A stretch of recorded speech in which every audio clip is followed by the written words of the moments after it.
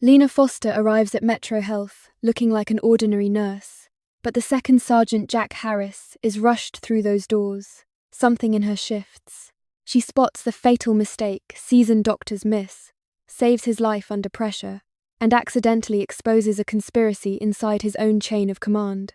What begins as emergency medicine quickly becomes a military thriller about betrayal, surveillance, and a soldier who knows too much to survive quietly. The clipboard clattered on the metal tray. Reynolds pointed at Lena. "Get her out," he commanded. "No new nurse is touching my patient."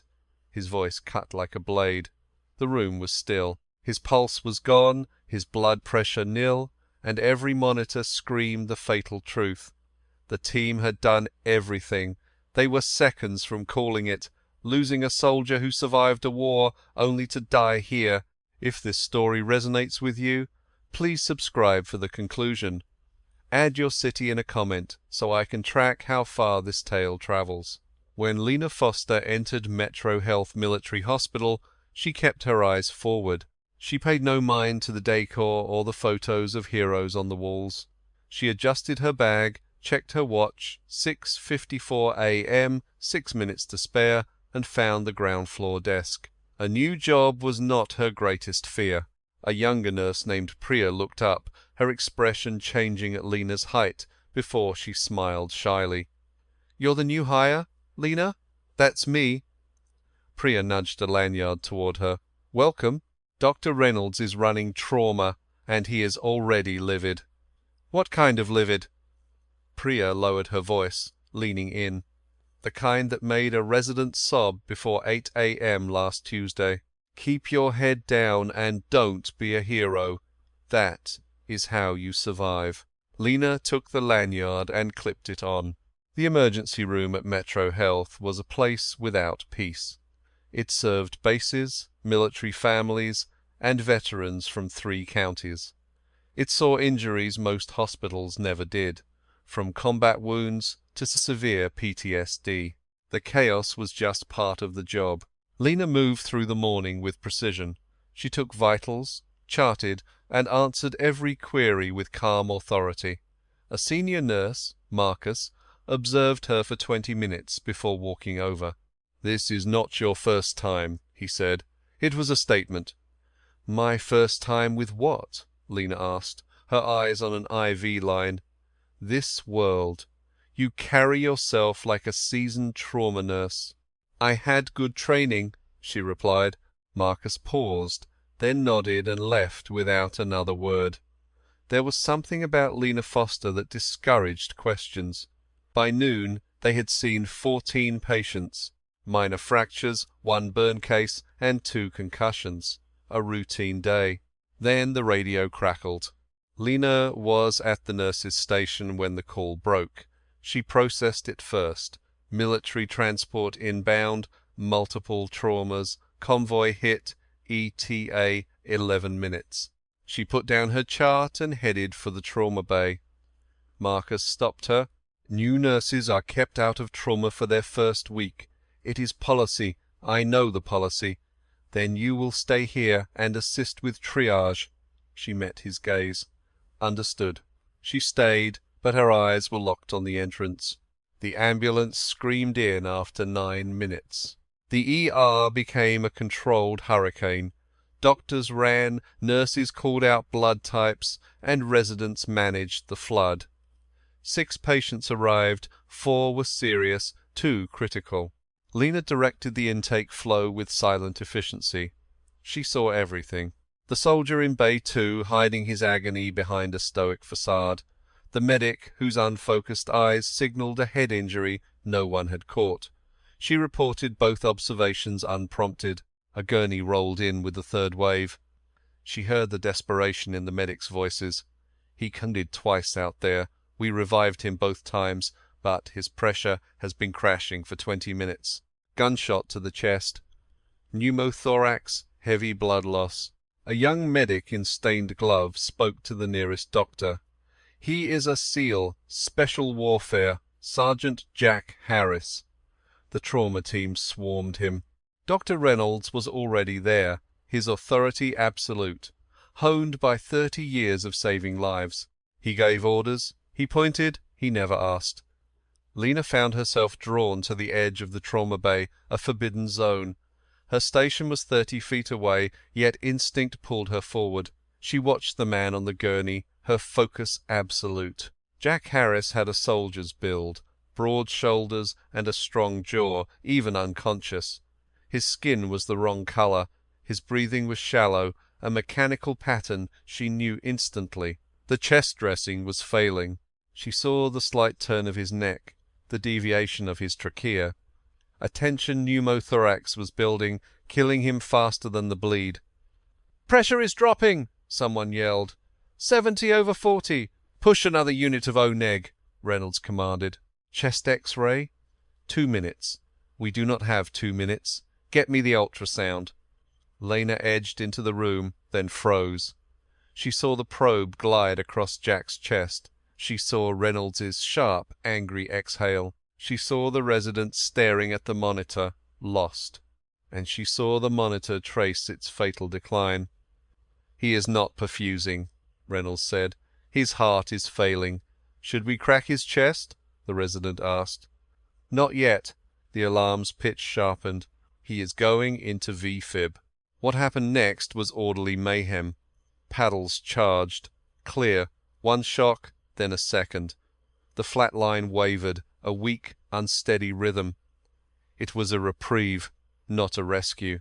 Again, Reynolds ordered, his voice strained. Everyone in the bay was an expert at their job. Lena saw their skill, and she saw what they were missing. The two realities clashed within her. Pressure is 60/30. He is going to code again. Reynolds fell silent. When he spoke, his voice was hollow with defeat.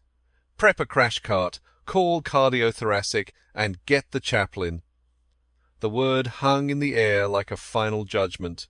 An absolute quiet followed. Lena stepped into the doorway. She saw Jack Harris, his chest rising and falling in that wrong, shallow way. She saw his limp hands and the monitor counting down his life. And she felt something she had not felt in years. Not fear, but a cold, clear certainty. It was a profound conviction. "He is not gone," she said. The quiet words cut through the silence. 3 people turned, including Reynolds. He stared, his face a mask. "Who are you?" "Lena Foster. I am a nurse here. And you are not allowed in this bay. Get out." "With all due respect, his trachea has deviated. You are missing the tension pneumothorax." I said, "Get out." His voice was a command. "Now. Remove her from my trauma bay. I will not have a new nurse near him." Nobody moved. It was not defiance. The steely calm in her voice had frozen them in a way his anger could not. Reynolds stepped toward her. That was not a suggestion. "Get out of here now, or I will have security escort you out. Do you understand?" Lena's eyes moved from him to Jack, then back. "His trachea is displaced. He has a left-sided tension pneumothorax. In 90 seconds his heart will stop, and he will not come back." Her voice was unwavering. "So you can eject me, or you can check his chest. You do not have time to do both." A heavy silence filled the room. Reynolds just stared. The resident beside him watched, stunned. Marcus, now in the doorway, was a statue. A new, frantic alarm broke the quiet. "Pressure is at 50, the nurse said, her voice shaking. Reynolds stood frozen for a beat, then snatched a needle kit and thrust it at Lena. "If this goes wrong," he whispered, "you are finished."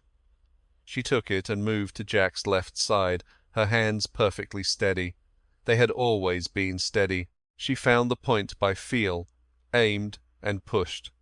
The hiss of escaping air was unmistakable. On the monitor, the pressure reading began to rise, slowly at first, then with conviction. 60, 70, 75. No one breathed. Lena stepped back, placing the kit on the tray. Jack's breathing, though labored, lost its mechanical rhythm, finding a natural cadence. The deathly cast of his skin began to fade. He was still critical, bleeding, his life hanging in the balance. But they had pulled him back from the edge. "Foster," Reynolds said, her name a stark sound in the room. She met his eyes. He hesitated. "Stay." And she did. For the next 40 minutes she integrated with the trauma team, displaying a skill no one could have anticipated. She never took over or challenged Reynolds, but when she saw a problem, she spoke. Every time. She was right. Correcting a vasopressor dose, suggesting a new position to aid blood flow. She even redressed a chest wound a medic had applied at an unsafe angle. The resident, Dr. Cho, observed her with awed respect. "Where did you pick that up?" he asked during a lull. "Field work," Lena said flatly. "What kind of field?" She offered no reply. 42 minutes in, Jack Harris was stable. Not well, he would need surgery, careful watching, and luck. But he was holding. His heart settled into a solid beat. His pressure held, and colour returned to his face like a slow sunrise. Reynolds backed away from the bed. He peeled off his gloves, his gaze moving from the patient to the woman opposite him. His usually impassive expression had cracked. What showed through was something other than anger. "Clear the room," he ordered. The staff left in hushed groups, the adrenaline draining away into weariness. Marcus went with them, but hesitated at the door, casting one final glance at Lena. Once they were alone, Reynolds strode towards her, stopping 2 feet away. They were almost the same height. "Your file indicates a nursing degree from Jefferson Health 18 months ago," he said. "Correct. It also says no prior medical experience." "That is also correct." His eyes bored into her. That decompression was straight out of a tactical combat care manual. They don't cover that in nursing school. The wound packing is a spec ops technique. I've only seen it used by JSOC operators. The silence stretched, broken only by the monitor's even beep. 2 hours earlier, no one believed Jack Harris would still be alive. Lena met Reynolds' stare, then looked at Jack. "He'll need a surgeon within 4 hours." "That packing won't stop the subclavian bleed forever," she went on, "and we need to monitor his lung for fluid. Check for breath sounds every 30 minutes. Reynolds didn't press his question. "I'll page thoracic," he said, turning to the door and pausing. He spoke without turning back. "That was a good catch on the pneumothorax, Foster." It wasn't an apology, but from Reynolds it was a profound admission. Lena moved a chair to Jack's bedside. She sat, watching his face pale, bruised, but breathing.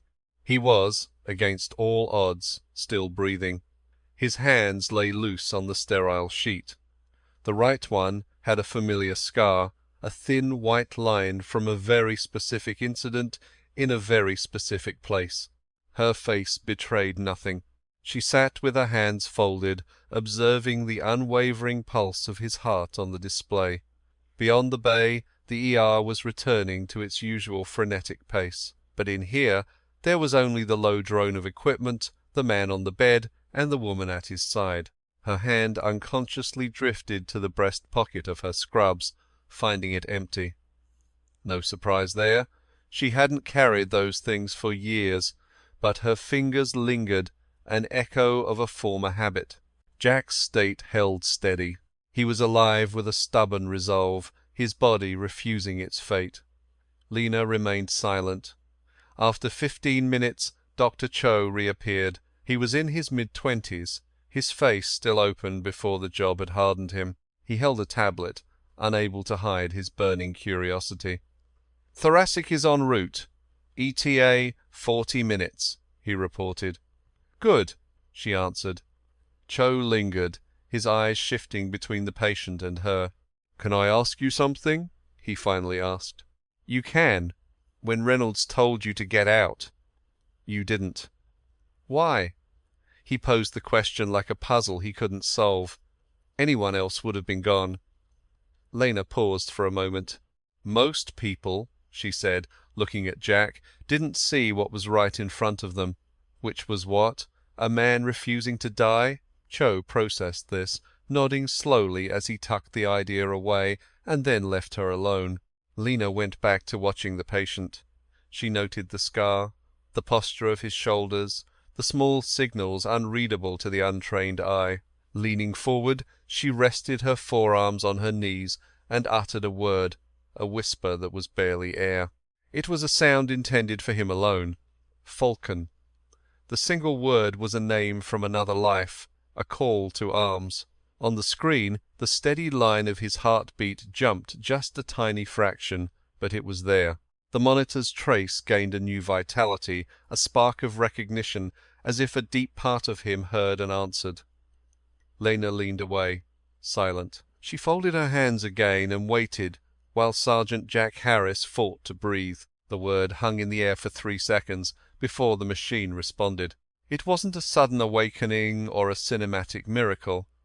It was a subtle, resolute change in the rhythm.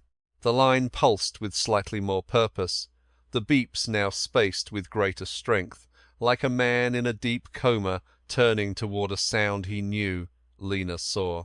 And she did not speak. She settled back, hands clasped, her face an impassive mask. She'd learned years ago that in a fight your expression was a liability. She had been waiting for 6 minutes when Marcus appeared in the doorway. He didn't come in, just propped himself in the opening with his arms crossed, watching her watch the patient. He looked like someone re-evaluating everything he thought he knew. "Reynolds wants a debrief in 20, he said. "I'll be there," Lena said. Marcus didn't move, his eyes going from the monitor to her. "How did you spot it?" he asked. "The pneumo."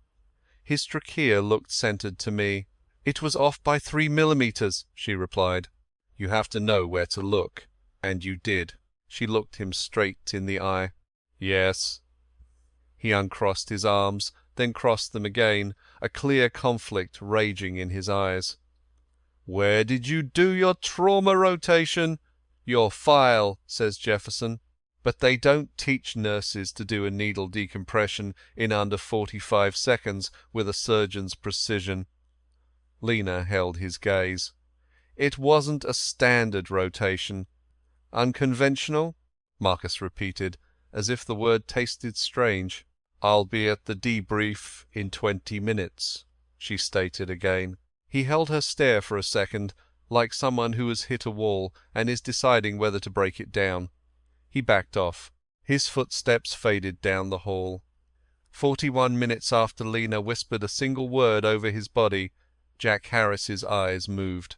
They didn't open, just a flutter beneath his eyelids, a weak muscle spasm of a man fighting his way back from the brink. His right hand, marked with its burn scar, flickered against the sheet. The fingers clenched and unclenched, as if reaching for something. Lena leaned closer. "Harris?" she said, her voice quiet but firm, with no room for error. "You are in a hospital. You are safe. Do not touch anything." His head moved. "Keep your head still," she ordered, her tone as steady and unyielding as rock. The hand on the bed went still. His pressure was 88/54 low, but a world away from disaster. His breathing was even. His oxygen saturation hit 91% and was still rising. His body was engaged in the grim, determined task of staying alive. Lena observed it all with what looked like professional detachment, but it was the exact opposite. She was rigid because the emotion was a flood. She had perfected that skill in places where showing feeling was a critical weakness. You buried it, locked it down under incredible pressure. You kept your voice steady and your hands sure. You did the work. Later, in private, you might let it out in some small, controlled way. She had hoped that part of her life was over, not in a Virginia hospital on a Tuesday. She had learned that life rarely cares about your plans. Dr. Cho came back at the 20-minute mark with a thoracic surgeon. Dr. Park was a compact woman in her late 40s who moved with the crisp economy of a person who never wasted a second. Park took the tablet from Cho, eyed the patient, then Lena, and then Cho again. "She's the one who placed the needle?" Park asked. "Yes," Cho said. Park's second look at Lena was different. It wasn't hierarchical. It was the look of a peer, a sign of respect. "Good call," she said. Another few minutes and that tension would have shifted his entire chest cavity. This conversation would be far more morbid. "I'm aware," Lena replied. A small smile touched Park's lips. "We are taking him to OR2 for a subclavian repair, maybe a full thoracotomy. His pressure needs to be stable for transport." She glanced at the monitor. "Think he'll make it?" "Move him in the next 15 minutes," Lena answered, "and his body's defenses will peak and then fail. He needs surgery before his pressure bottoms out." Park studied her. "You have an unusual certainty for a non-physician." "About this, I do," Lena stated. Park faced Cho. "Get OR2 on the line. We're inbound." Then, glancing back at Lena, she added, "Care to join?" The offer hung between them. Cho's gaze shot upwards. Lena's expression was a stone mask, but a brief, controlled flicker of hunger showed in her eyes before vanishing. "I'm not certified for that role," she said. "I've seen your file," Park replied flatly. "I'm not asking what you can do, but what you want to do." The silence held for precisely 2 seconds before Lena stood. "Point me to the sinks." The debrief Reynolds demanded never occurred as planned. Just as they wheeled Jack Harris to OR2, the ER was swamped by a rollover accident and a soldier with chest pains pulling Reynolds back to the floor. Lena quickly learned this was the pulse of Metro Health. Calm was an illusion. The hospital was an organism. The second you took a breath, it inhaled all the quiet around you. In surgery, she stood just outside the sterile zone, following Park's orders, clamps, suction, holding pressure. She recited Jack's vitals with an effortless command that made the tech glance over twice in 15 minutes. "You've done this before," he observed, stating the obvious. "In the field," Lena replied under her breath. He wondered if it was military. She offered no answer. The tech, a kind-eyed man in his 30s, nodded once and went back to his instruments. Park moved with the precision of a master artisan, finding and mending the subclavian tear before tackling a second bleeder. She lingered over the pleural space, her concentration total. "There's old damage here," she noted. "Adhesions from a major past trauma." She examined the tissue. "He survived an untreated hemothorax not long ago." Her gaze met Lena's over the operating table. "Are you familiar with his medical file?" Lena's eyes never left the surgical field. He's active duty special forces. "That file is sealed." "Right," Park said, continuing her work. "Well, whatever sealed event this was, someone patched him up with nothing. The scarring is a textbook example of battlefield medicine." She paused. Brilliant, really. Lena said nothing, but her hand tightened on a retractor for a split second. Jack Harris was moved from OR2 at 7:47 p.m., following 2 hours and 19 minutes on the table. He was breathing without assistance, a fact Park called a welcome surprise. His blood pressure held with a stubbornness the anesthesiologist, Dr. Oway, recorded in his notes. They took him to the surgical ICU on the 3rd floor. Lena followed the gurney to the elevator bay and stopped. She had been on the clock for 13 hours. Her shift was 2 hours done. She had no duties in the SICU. She had no official business on that elevator. She hit the call button. The SICU held 4 bays and 2 isolation rooms for critical cases. Jack was placed in private room 1, a space walled with glass and bristling with monitors like a tactical operations center. The charge nurse, Gloria, a woman with the unflappable air of a veteran, noted Lena's ID. Day shift, she said. A simple observation. I'm aware, Lena answered. You're the one who spotted the pneumo. I am. Gloria assessed her for a moment, then gestured to the room. He's agitated. Not conscious, but moving. He keeps grabbing for his IV line. We've had to restrain him twice. He's a fighter, Lena remarked. They usually are, Gloria said. It's not always enough. She returned to her station. You can stay with him. Just don't touch a single thing without my say-so. Lena went inside. Immobilized and tethered to a dozen wires, Jack Harris was transformed. Not a man in danger, but a figure caught between life and the void. His skin tone was better. The grey pallor had faded. His own breathing marked a steady rhythm, replacing the machine's artificial beat. She watched him from a chair, her hand instinctively moving toward a vacant pocket. She caught the motion, pressing her hand to her sternum. "Always a damn stubborn mule," she murmured. On the bed, his bandaged hand twitched, fingers grasping for something not there. She placed her hand over his, a point of contact, not a caress. He was too far under to notice, yet the searching stopped. The monitor's steady pulse became a ceasefire. Gloria broke the silence from behind the glass, her look apologetic but firm. A single tap of her knuckle. "Dr. Reynolds." Lena withdrew her hand, checked the monitors by instinct, and walked to the door. Reynolds was waiting in the hall, still in his surgical scrubs, looking like a commander just back from a long engagement. The day's fight had etched a bone-deep weariness into his face. "A word," he said, as she stepped out. They walked past the busy nurses' station, toward the quiet end of the corridor. He stopped at a window, turning to face her. He slid his hands into his pockets. "I reviewed your personnel jacket," she expected as much. "It's perfect," he stated. "Top marks, excellent rotations, a year in a civilian clinic. No unexplained gaps. A flawless record," she confirmed. "But that record says nothing about performing a 45-second needle decompression," he shot back. "Or the surgical instincts, Parks said, were the sharpest she's seen from a non-resident in 5 years. "This isn't an official inquiry," Reynolds continued, his tone shifting to something more serious. "This conversation is not happening. It won't appear in any report.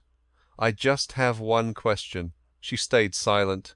"The man in that room," he motioned with his head, "Jack Harris, is he your asset?" The ambient hospital noise seemed to disappear. Her response was exact and measured. "In no capacity that interferes with my responsibilities here." He stared at her, his expression unreadable, before giving a curt nod. "Get some sleep, Foster. Your shift starts at 7. Lena lingered by the window. The cold pain felt real. In the parking area below, a military truck was parked under the sodium lamps, a shadow from her past. She let her hand fall. She went back to the SICU.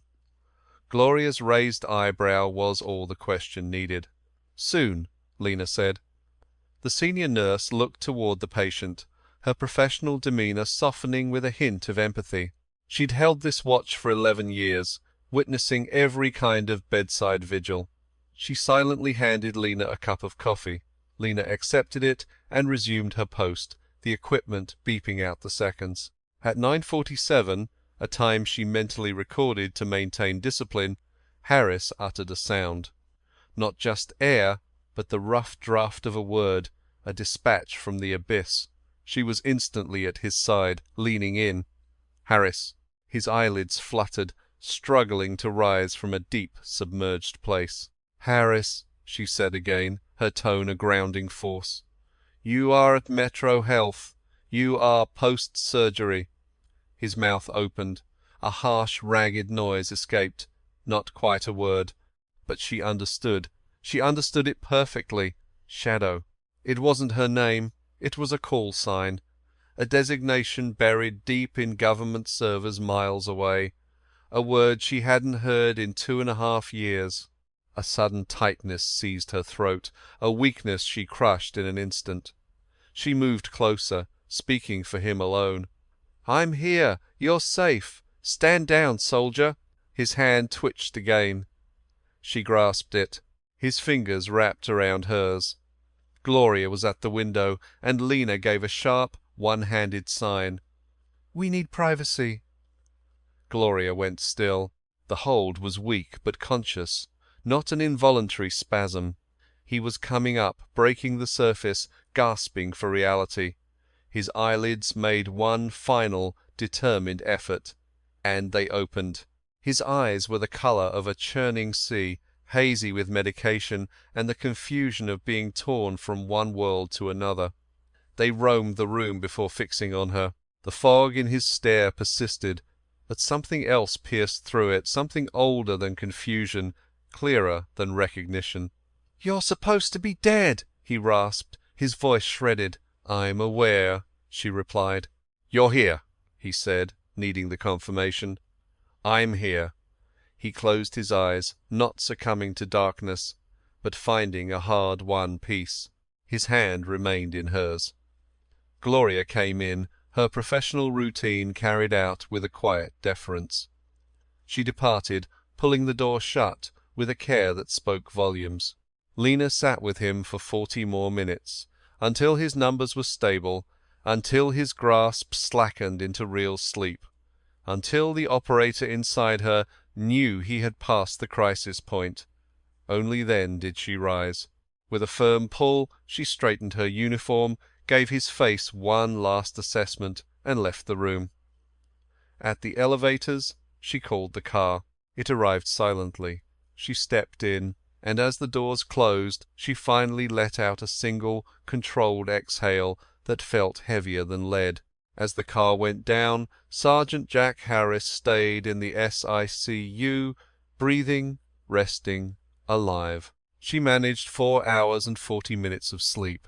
Not nearly enough, but all her conditioning would permit before the inner alarm jolted her awake at 5:17 a.m., a familiar shock from a decade of alerts. Waking was a hard cut, not a gentle fade. For a precise half-minute she lay still in the borrowed room. A marker called in from Marcus. She mapped the hospital's 5 a.m. soundscape, the electrical drone, the whisper of wheels, and the random pop of a speaker. The sounds were predictable, not peaceful, and she functioned well inside known systems. Then she moved. Water on her face, scrubs back on. She took the stairs to the 3rd floor. Gloria was at her desk. The SICU had made it through the night intact. The stairwell door snicked shut. Gloria looked up, noted Lena's presence, and returned to her screen without comment. Her coffee was fresh. The woman was a fortress of professional composure, an attribute Lena respected but could not emulate. Room 1. Lena stopped at the glass. Jack was awake, though immobile. He didn't have the strength for it, and the chest tubes made it impossible. But his eyes were open, tracking. His right hand rested on his sternum, a deliberate placement. His head was turned toward the entrance. He was waiting. "Still here," he said, his voice a low gravel, stronger than it was at 21:47. Rest and hydration were working their slow, brutal magic. "I was off shift," she said. "But you returned. My tour begins at 0700.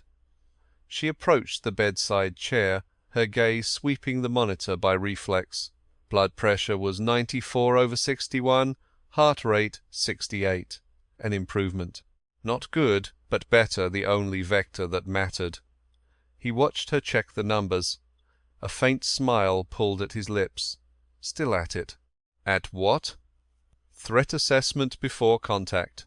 She sat down, her eyes locking with his. Pain level? Tolerable. "Which means it's high," she replied. He glanced at the ceiling. "It's high," he conceded. "I've had worse." "I'm aware," she said. The shared history was a weight in the air between them. He looked back at her, his face holding the brutal honesty of someone 12 hours past his own death. He was never a gentle man, but the usual armour, the quick humour, the careful distance had been carved away, leaving only the raw machinery of a body trying to reboot. "How long? Have you been posted here?" he asked. "Metro Health." "Yesterday was my first day," she answered. His eyes shifted not with shock, but the fast reassessment of a field map suddenly altered. "Day 1, he repeated.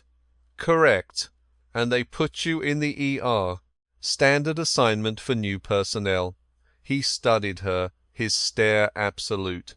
"And I was the package." "You were the package," she agreed. A moment of quiet. "Lena," he breathed, as if confirming her reality. "What are the odds?" "Astronomically low," she replied. "But not impossible, clearly." He breathed out, a careful negotiation with the pain. "You're not going to call this chance, are you?" "No," she stated. "I'm going to call it a non-factor. You're combat effective. That is the only relevant data point." His jaw tightened. She knew that expression. He was building a case, finding his angle. She held her ground and waited.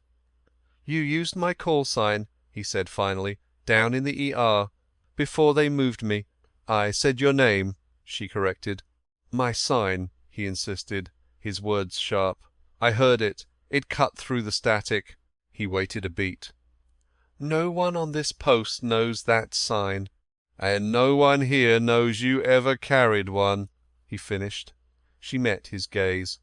"Correct."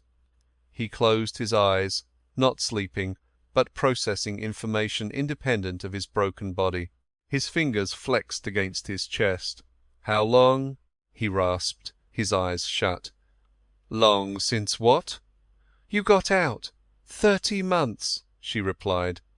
He opened his eyes. "The program." "Yes, the program."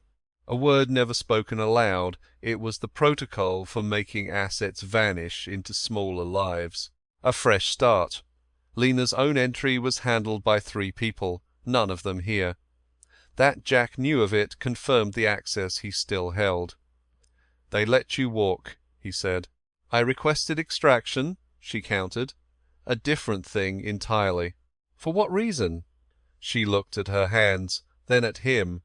"Because I was good at the mission," she said, "and my effectiveness was creating something I could no longer be." The truth settled in the room. He didn't argue. He had seen too much to require an explanation, a trait she had always valued. He didn't need to feign understanding, he just knew. "Does anyone on this station know?" he asked. "No. Reynolds is suspicious. He's also smart enough to not ask questions. For now." "For now," Jack repeated. "For now," she confirmed. He was silent. "Then I have a situation to report." The sudden change in tone engaged a part of her training far removed from medicine. She did not move, but her entire posture became rigid. "The convoy," Jack said, his voice shifting from a patient's rasp to a briefer's monotone. "It wasn't a random ambush. Jack, you must." His right hand left his sternum and found the bed rail, a weak but determined grip. "It was an orchestrated hit," he said. 3 kill boxes across a 4-mile route. They had our path, our timing." He paused. "They had our Manning roster." A cold certainty began to form in Lena's gut. She kept her face a blank slate. "An intel compromise." "A confirmed compromise," he clarified. "High level. They knew the exact gap in our air support." His eyes were now locked on hers, sharp and desperate. "I lost 3 operators, Lena. The source knew the precise moment to hit us." "You submitted a report."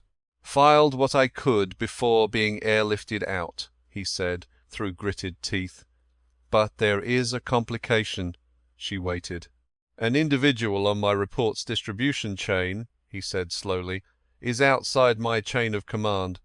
Someone who can bury this intel." Lena was silent. The monitor continued its steady, indifferent pulse.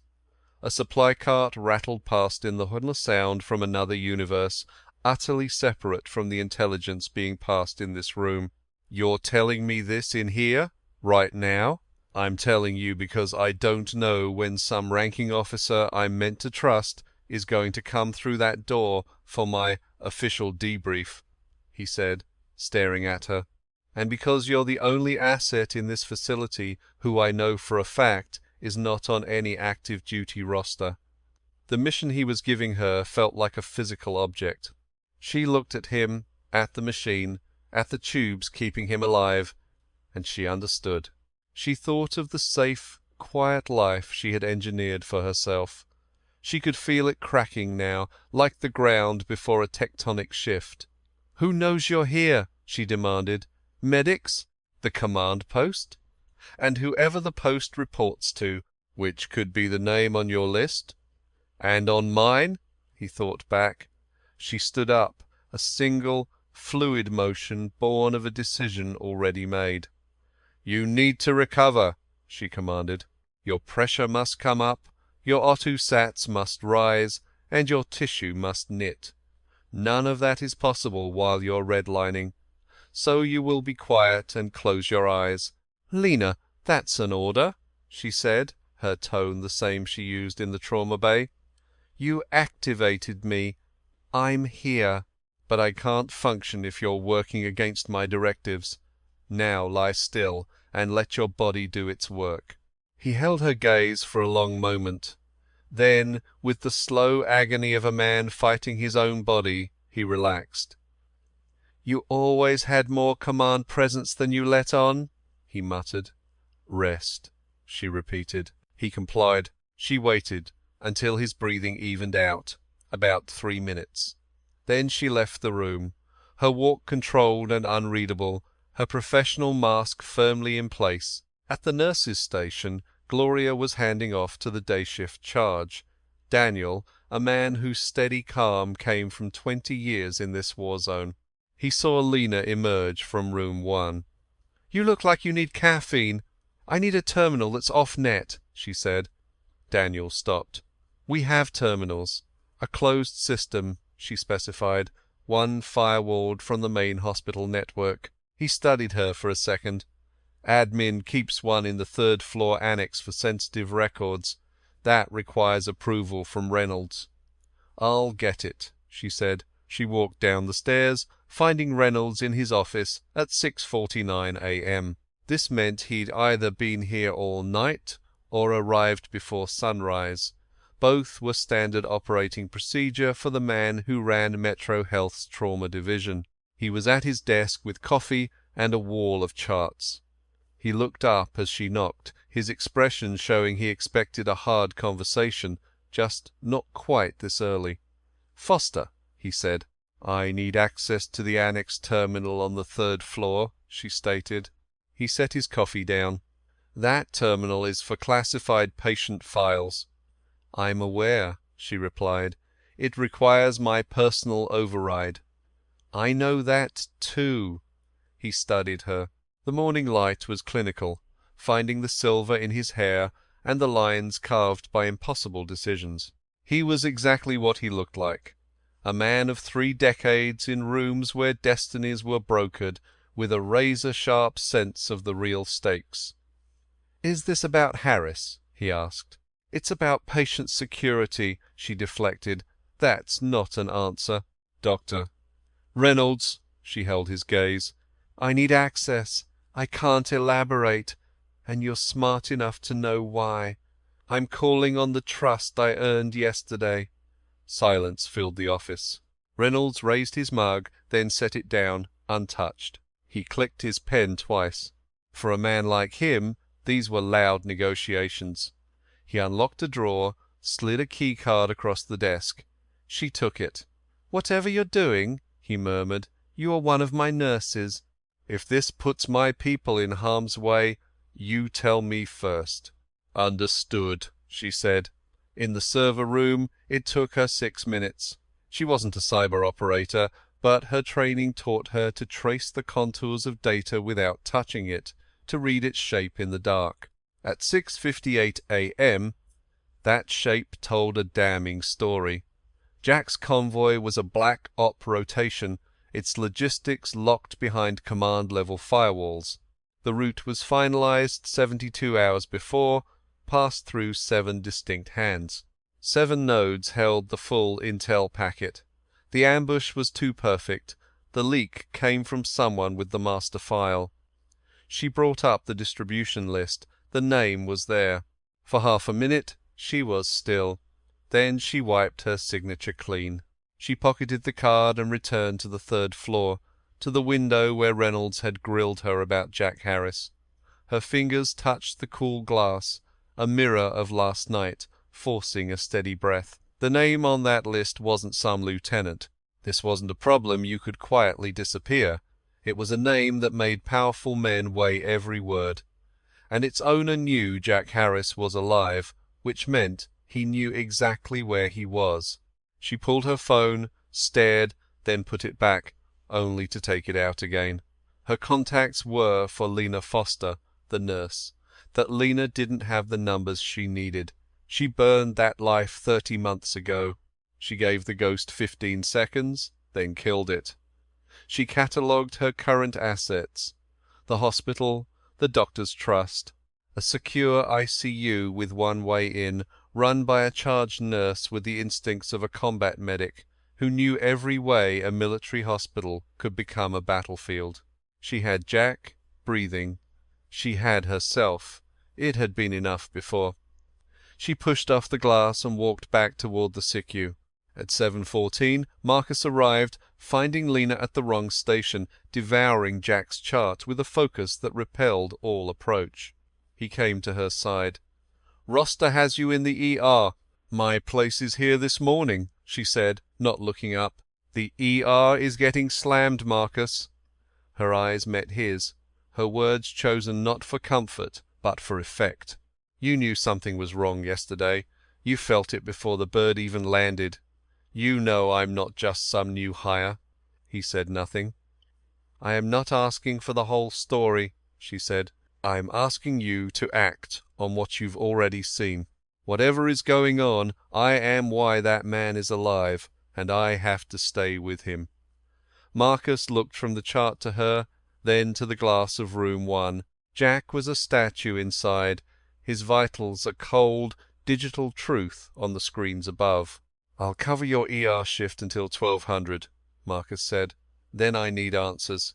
"By noon," Lena vowed, "you'll have them."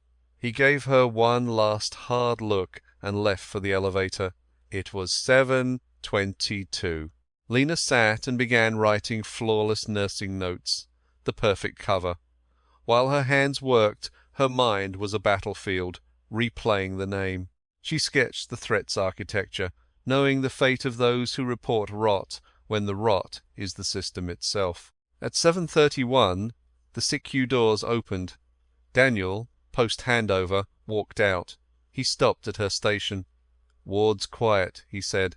"Harris in 1 needs watching. BP's better, but labs at 800, chest X-ray before 9. I'm on it." "Are you sure you should be up here?" "I'm on it," she repeated, her voice leaving no room for argument. He nodded once and left. The unit's rhythm returned. Lena moved with purpose, checking her other patients, briefing the resident at 7:45, then drawing Jack's blood. "Did you find it?" he asked as she prepped the vials. She kept moving. "Not your problem right now." "So that's a yes," he pushed. "It's a not yet," she corrected. He watched her work. How bad? She sealed the last tube and finally met his eyes. Contained, he knew the code. A ghost of a smirk appeared. "Using my own lexicon against me, I learned from the best," she said, picking up the tray. "Rest. I mean it." She moved to the door but stopped, her back to him. "Jack, good to see you're not dead." A moment passed. His voice, when it came, was rough with forced nonchalance. "Yeah, you too." She was gone. At 8:47, Priya's call from the lobby was a silent alarm Lena heard loud and clear. "There's a man at the front desk," Priya said. "Claims to be from Harris's command. He's asking for the attending physician." Lena's hand clenched the phone. "Rank?" she demanded.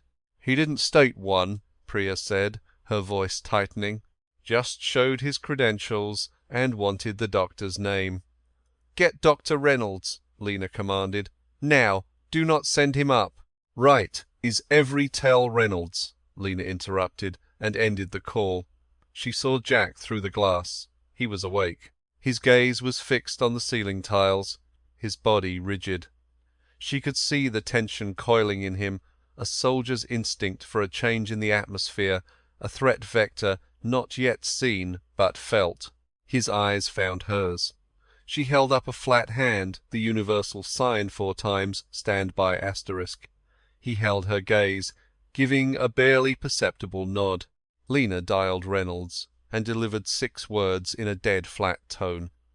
Do not let him come up here. Reynolds, to her profound relief, asked nothing. He didn't question, didn't pull rank, ignoring the gulf between a department head and a new nurse.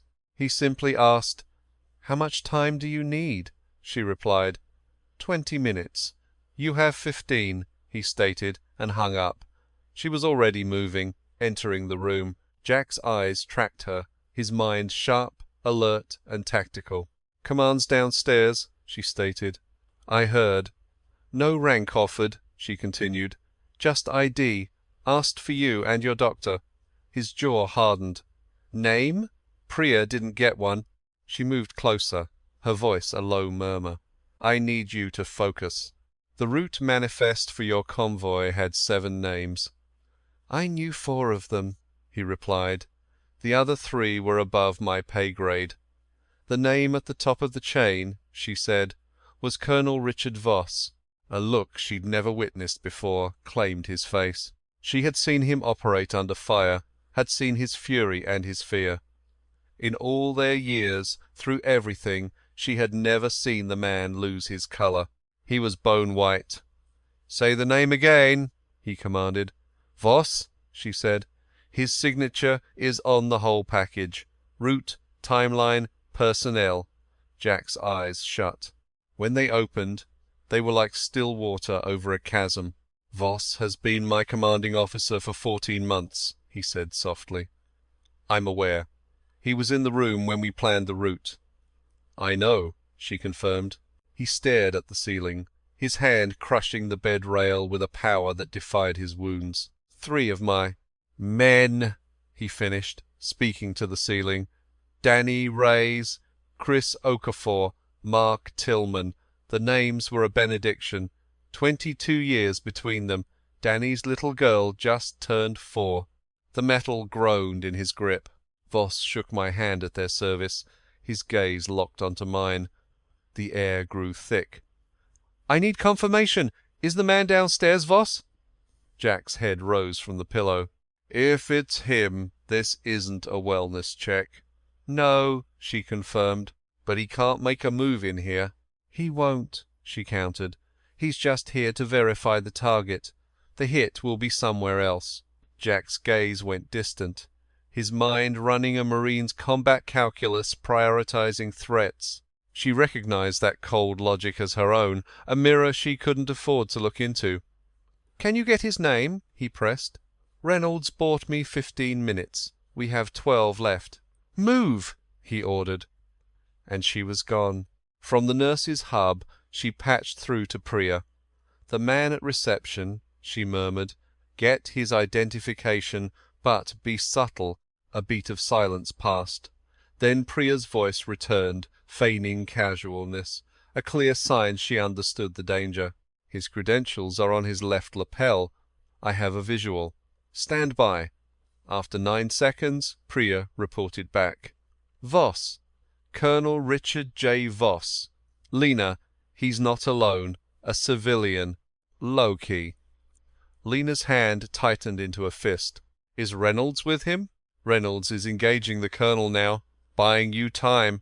Good. The colonel's losing patience. I just need 1 more minute, Lena pressed. Cause a minor, believable disruption. A pause. I can arrange that. Good. My thanks, Lena said, and cut the connection. She had 11 minutes. She consumed 8 of them in a sequence of deliberate moves.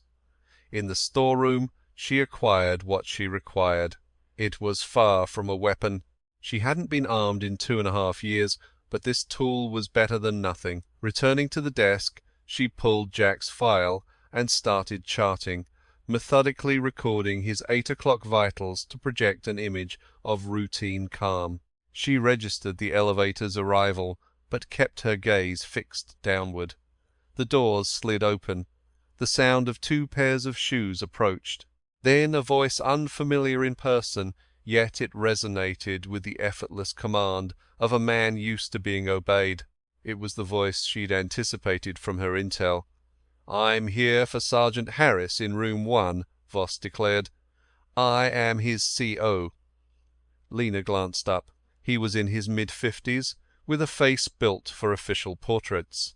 His service uniform was a calculated power play, meant to seize control of the environment. The younger man flanking him wore a dark coat, his flat, observant gaze marking him as a professional handler. Reynolds followed a step behind them. Lena placed her pen down. "Colonel Voss," she acknowledged, "I'm Lena Foster, the nurse managing Sergeant Harris's recovery." Voss sized her up with a quick, dismissive look. "I need access to my soldier," he stated. "I understand that," she responded. "The sergeant is 18 hours post-op from extensive surgery. His status is stable but fragile. I must consult the surgical staff before permitting any visit that might induce physiological distress." Voss's expression was stone, but something shifted behind his eyes. "My presence won't cause him stress. I am here to see him." "Understood, sir," Lena said. Her tone was perfectly sterile, professional to the point of being invisible. Standard procedure for any post-surgical patient in his condition requires clearance from the attending physician for any non-essential personnel. Dr. Reynolds can confirm. She looked toward Reynolds, who, to his credit, responded instantly. "That is our protocol for all sicu thoracotomy cases," he affirmed. "I need to perform a quick assessment before authorizing visitors." Voss locked his eyes on Reynolds, a protracted, challenging stare intended to break him. "My security clearance supersedes your hospital regulations." "That may be so, Colonel," Reynolds replied, his voice solid rock. It was the unyielding tone of a man who'd made the final call in life-or-death situations for 3 decades. "But this is my intensive care unit. He is my patient. And the only clearance that matters here is medical." He met Voss's glare. "The evaluation will take approximately 10 minutes. You are welcome to wait." It was 9:41 a.m. Voss waited. He stood near the SICU doors, hands clasped behind his back, his expression a blank wall. The younger man in the dark jacket stood slightly behind him, staring into space. Lena compelled herself to chart at the station, averting her eyes. Inside room 1, Reynolds was conducting his exam. Lena knew he was also talking to Jack. She couldn't predict what Reynolds was asking, or what Jack might say. She only knew Reynolds was no one's fool. The past 22 hours, her ER actions, her system access, the 8:47 call, and now this colonel were enough for a man like him. He could connect the dots. She was betting her life he'd interpret the pattern correctly. The dependence was a deeply unsettling sensation. At 9:49, Reynolds emerged from room 1. He approached the station, grabbed another patient's file, and made a note without looking at Lena. "He is not cleared for visitors," he stated, his volume just enough for Voss to overhear. "His pressure is spiking, and I need to monitor him for an hour before introducing new stimuli." Voss advanced on him. "Doctor, I must insist." Reynolds finally looked up from the chart. His face had become a closed vault. "I understand your position and respect your concern, but Sergeant Harris is now my responsibility, and my medical judgment is not subject to debate or the chain of command." He set the chart down. 1 hour. If his vitals stabilize, a brief visit will be approved. The family waiting room is available down the hall. The silence hung in the air for 4 heavy seconds. "Where is this room?" Voss demanded. Lena stood. "I can show you," she offered, guiding him down the corridor. The younger man followed. The trio proceeded in a rigid, sterile formation. Lena pushed open the consultation room door and held it. "Can I offer you anything? Coffee? Water?" "No," Voss snapped. He stepped inside, his shadow behind him. Lena let the door swing shut and returned with a steady gait. Reynolds was at the nurse's desk, his back to them, his voice a near silent whisper. He was asking about Harris's cognitive state, specifically if he was lucid enough to give a statement. "That's what I was afraid of," she breathed. "The man with him made a call as you led them away." "A 30-second call," Reynolds clarified. A cold dread tightened in Lena's stomach. 30 seconds is more than enough. "For what?" Reynolds questioned. She met his gaze. She was committing to a path, just as she had at 23 when she first understood her choices had immense consequences. "The intel I'm about to give you," she began, her voice low, "will change your reality. You can't unknow it, and possessing this knowledge will endanger your career." She held his stare. "I'm offering you an exit. I can see this through on my own." Reynolds weighed her for a long second. "Brief me," he finally commanded. She laid out the framework, the convoy ambush, the intelligence breach, the kill list, the name on it, and the asset 40 feet below, sent not to comfort, but to assess if a soldier had become a threat requiring removal. Reynolds listened, his expression a perfect mask to any casual observer. But she saw it all. The rapid processing, the instinctual disbelief at the truth's sheer weight, the moment of grim acceptance, and then the cold resolve she recognized from her own reflection. When she finished, he was quiet. "We have to move, Harris," Reynolds said flatly. "I know. Not to another floor. Out of this building." "I know," she affirmed. "I have transfer authority to Fort Belvoir," he stated. "It's 40 minutes from here. I can justify the move on medical grounds. His thoracic trauma is legitimate, and have him on the road in under an hour." Lena stared, blindsided. She had anticipated assistance, not this. He wasn't just offering a hand, he was stepping into the inferno beside her, prepared to take on the full weight of the consequences. "Are you aware of what you are doing?" she asked. "I am transferring a patient to a specialized facility," Reynolds countered. "It is my duty." "Reynolds," she started. "It is my duty," he repeated, his voice absolute. "This transfer will be completely legitimate because the medical need is real. I need 30 minutes from you to handle the logistics and a way to keep that colonel occupied until the ambulance is here." "You'll have your 30 minutes," she promised.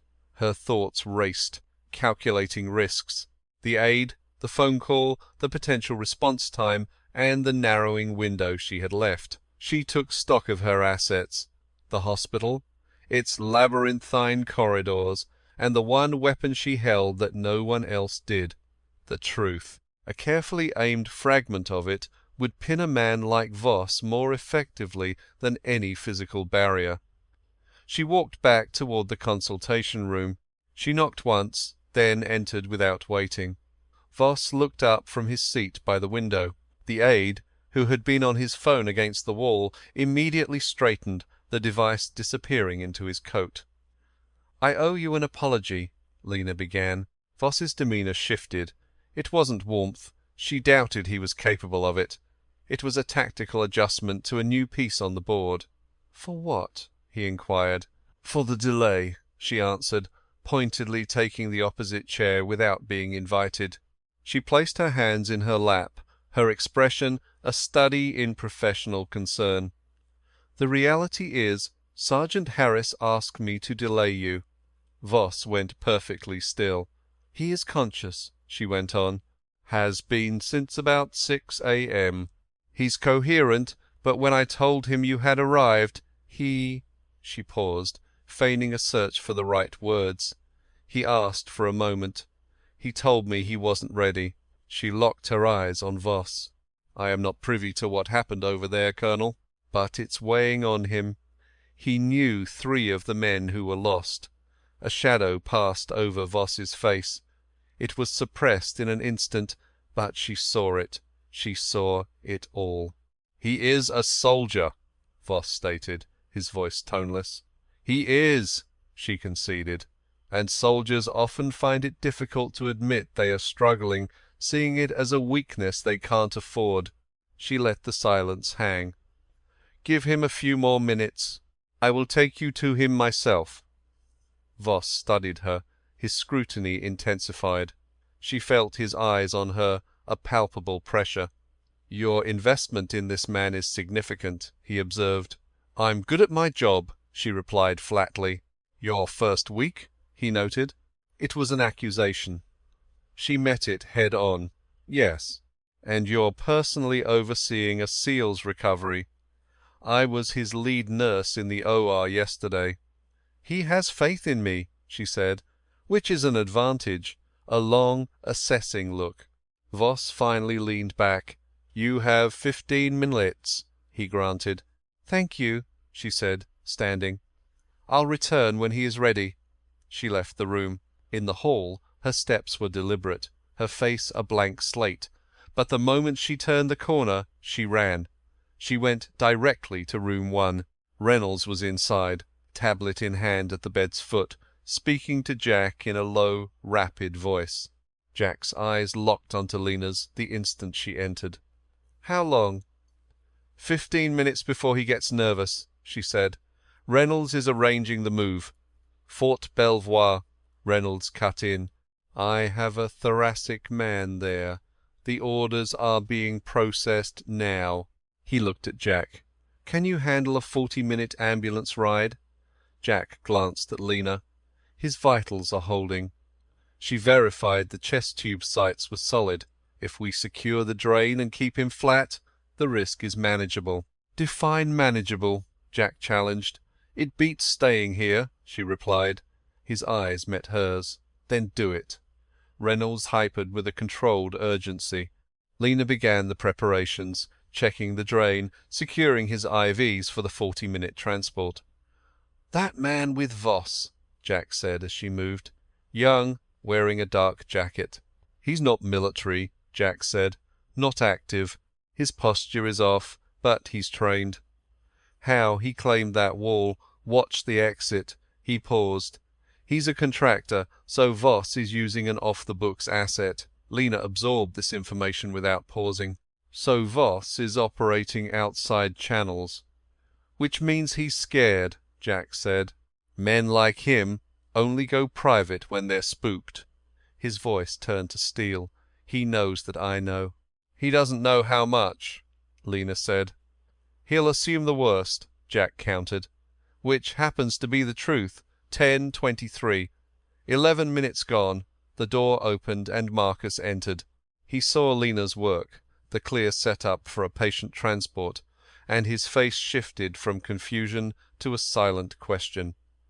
"Marcus, I need your help," Lena said. "I figured," he responded. "Go to the consult room and tell the colonel Dr. Reynolds needs him on 2 to review intake forms. Standard patient protocol. It's a complete lie. Buy me another 6 minutes." Marcus's gaze went from her to Jack, then back to her. "I told you I'd have an answer by noon," she reminded him. "It's 10:23, he stated. "I know," she said. A brief silence stretched between them. Then Marcus squared up, adjusted his ID, and walked out like a man delivering a routine message. It was a flawless deception. Lena let out a quiet breath and returned to her task. "You trust him," Jack noted. "I trust what I see," she corrected. "And that's enough. 10:31. Reynolds appeared at the window, holding up 5 fingers. 5 minutes. Lena turned to Jack. "When transport arrives, let them work.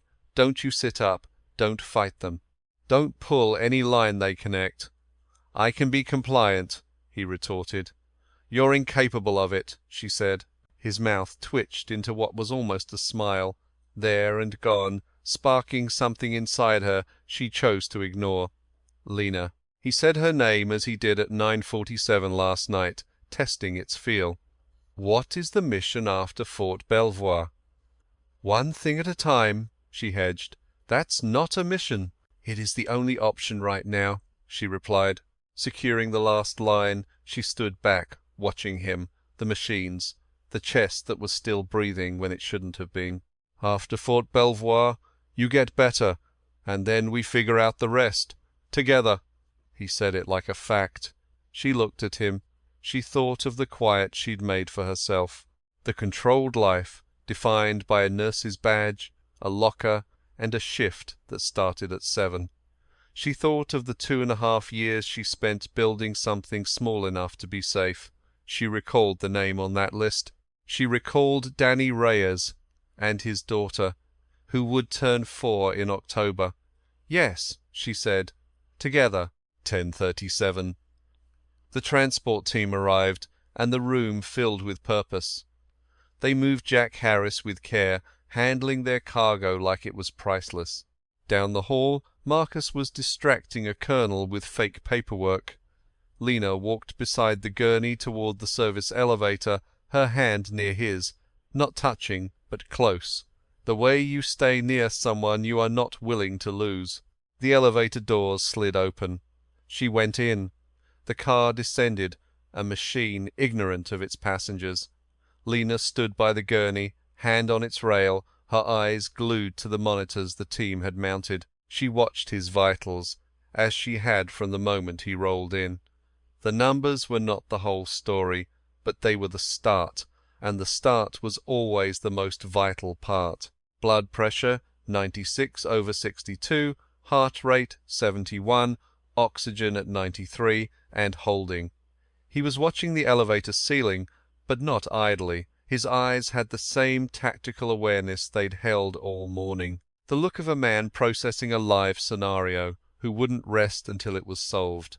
But underneath it, she recognized a quieter feeling she knew from her own escape. It was the distinct relief of moving out of immediate harm, and the heavy fatigue that floods in when the threat recedes.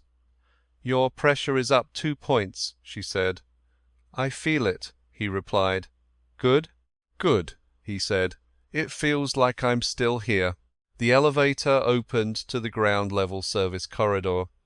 The team moved with practiced efficiency. 2 medics, a tech, all professionals with no drama. Lena stayed at Jack's left. The hall ran to the ambulance bay, and she unconsciously timed the distance 42 seconds to the doors. Then the doors opened, and morning air flooded in. Jack Harris crossed the line from the sterile hospital to the world outside. Lena felt the change in him, a palpable shift in the air. Cold, he said. It's March, she answered. I'm aware of the calendar, he shot back. Then don't complain about it, she said. The corner of his mouth ticked upward. Yes, ma'am. They loaded him in, and she climbed in after. The lead paramedic, a thick-set man named Torres with old tattoos, looked from her badge to her face, deciding if he should argue. Are you family? Torres asked. I'm his nurse, she replied. This transport doesn't have a nurse rider. It does now, she stated. Torres met her stare for a second, then shrugged. A man who chose his battles. He slammed the heavy door shut. 10:44 a.m. The ambulance pulled away from the hospital. Upstairs, Marcus was running out of his fabricated delay tactics. He knew his time was up just as Voss stood, his voice tight with a patience that had just run out. You have stalled quite enough. Marcus held his stare. Colonel, I want a status update. Now, Voss said, a command disguised as a question. He already knew something was wrong. This was the last formality before he brought the place down. Marcus was silent. Voss burst from the office, his contractor right behind him, already on his phone. He made a straight line for the SICU, pushing into room 1. Through the window he saw it. A stripped bed, blank monitors, tubes coiled on the floor. He stared for 4 long seconds. He turned to the nurse's station. A day shift nurse looked back, eyes wide with terror. "The patient in 1, where is he?" Voss demanded. "Transported," she stammered. "Left about 15 minutes ago." "Where to?" Voss pressed. "All the necessary information is in the report," Reynolds said, appearing at the SICU entrance. Dressed to leave, tablet in hand, he radiated absolute command, pinning Voss with that same hard stare from earlier. He stood there, the weight of 30 years of medical authority in his bearing. "Fort Belvoir," Reynolds said, "for a thoracic specialist, fully documented and medically required." He held out the tablet. "Here are the orders." Voss's rage cooled into something far more lethal. Voss locked eyes with Reynolds, then shot a look at his aide. A subtle shake of the head confirmed it. The transport had vanished. "This is far from over," Voss declared, a challenge aimed at the world itself. Reynolds remained stoic. Voss turned and left, his subordinate in tow. As the elevator doors sealed them away, the SICU seemed to breathe again. Reynolds then moved to the nurse's station and keyed in a secure number. The line picked up after 3 rings. "Dr. James Reynolds, Metro Health," he announced. "Get me the DOD Inspector General. I possess evidence of a potential intelligence breach and am filing my report." A beat of silence followed. "Yes, I will hold." As he waited, 40 miles down the highway, Lena's phone vibrated. It was a reply from a number she'd contacted at 7:15 that morning. A deep cover contact, Carol Sims, unused for 2.5 years. The text read, "Acknowledged. Action underway. Secure the asset." Lena glanced at it and put the phone away. "Good news?" Jack asked her. "Yes," she said. "The gears are turning. Whose?" "Someone outside Voss's influence," she replied. They were just waiting for the signal. "That report you filed," she started. "Where did it go?" "Directly to the IG."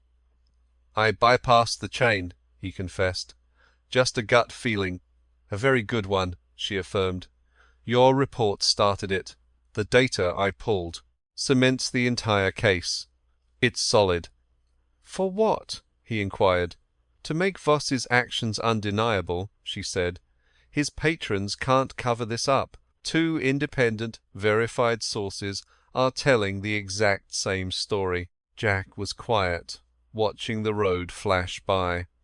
In the front, Torres drove as the technician adjusted the O2 levels, a professional fading into the wallpaper. "Danny Reyes," Jack said softly. "Chris Okafor. Mark Tillman." "I know," Lena confirmed. "This is for them," he stated. "Not for the brass, not for the record. For them." "I know," she repeated gently. He looked up, his hand on the sheet. She rested hers nearby, a silent presence. It was the same support she offered in the SICU presence without pressure. He took her hand. She held it. 11:22. Fort Belvoir. The medical facility received them with practiced military efficiency, everything prepared in advance. Reynolds' associate, Dr. Annan, a thoracic specialist, was waiting. He had the calm aura of an expert. He took charge of Jack's care with a quiet authority that immediately earned Lena's trust. She stepped back, giving him room. She stayed on the periphery, a sentinel observing the data transfer to the new equipment, ensuring a clean handoff. Annan met her gaze across the room. "You were the one who diagnosed the tension pneumo?" "Yes," she confirmed. Annan reviewed the scans sent over earlier. "Perfect call," he noted. "Another 20 minutes and he would have been a casualty." "I'm aware," she said. "Are you staying?" he asked. She looked at Jack, now enduring the team's work with quiet resignation. For a while. At 12:17 her phone rang in the hallway. Not Carol Sims, the number was private, a burner call. It was a familiar protocol from her old life. She paused, took a deep breath, and answered. "Foster," she said. "Miss." "Foster," a crisp female voice responded, the kind used for secured communications. "Who I am is unimportant. Your intelligence, combined with Sergeant Harris's report, was actioned at 11:45 hours today." "How fast is the response?" Lena inquired. "Immediate," the voice said. "The subject is on administrative hold. He will be notified in 20 minutes. His external contact has also been flagged." Lena let out a slow breath. "He'll get lawyers." "He will," the woman confirmed. "The best. But our case is ironclad." A short pause. "Miss Foster, we are aware of your background. Your current identity is not compromised. And that means—" Lena pushed. "It means Nurse Lena Foster continues her life as normal.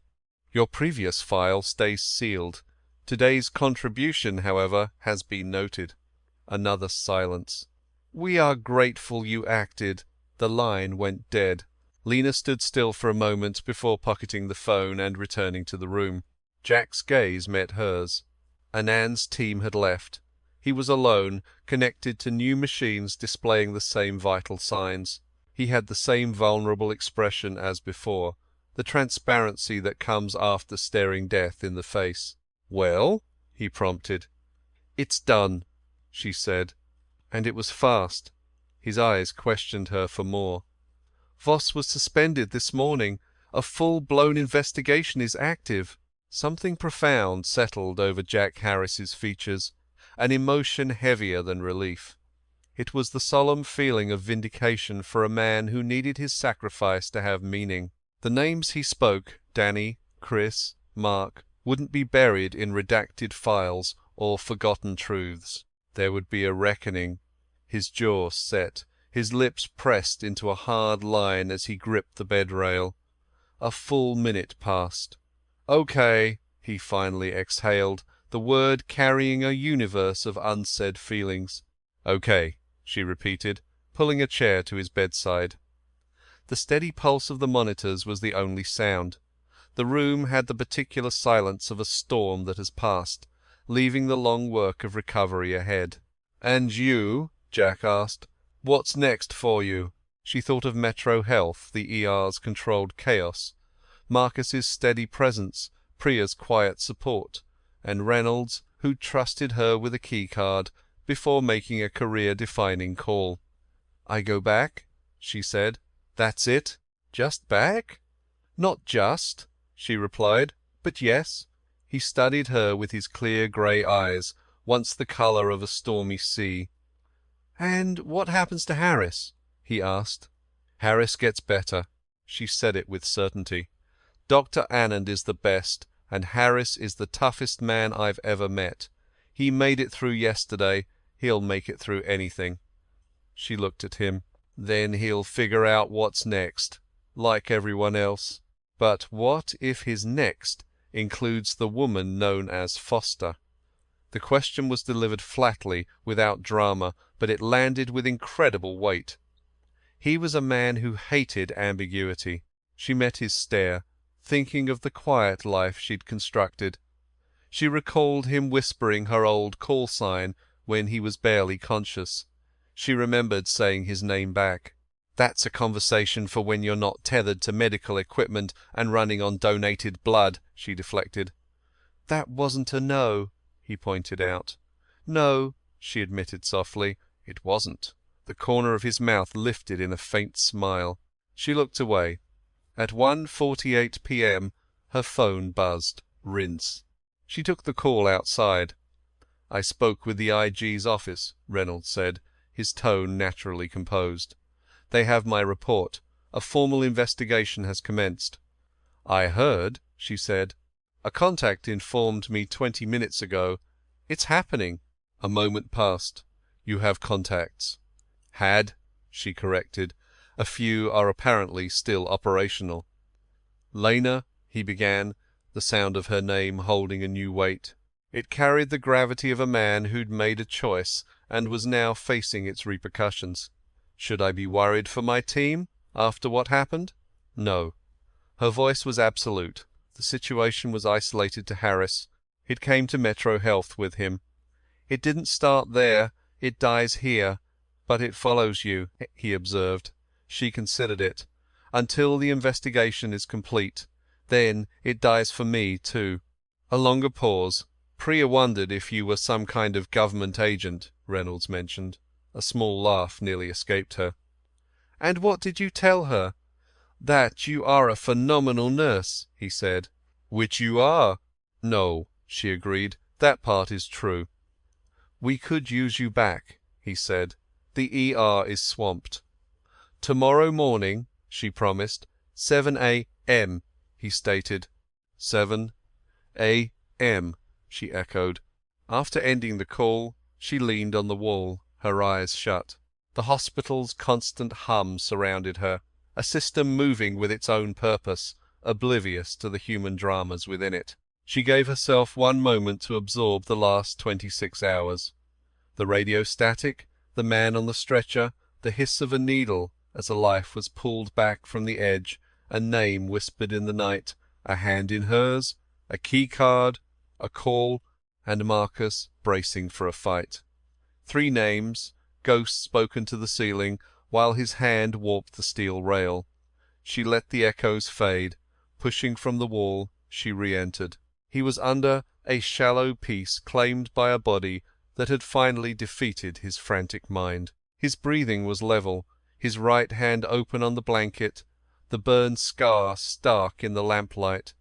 She stood at the foot of his bed, her eyes tracing the steady, digital lines of his life. His chest rose and fell with the unyielding will of a body that would not break. Reynolds was correct. She was a skilled nurse.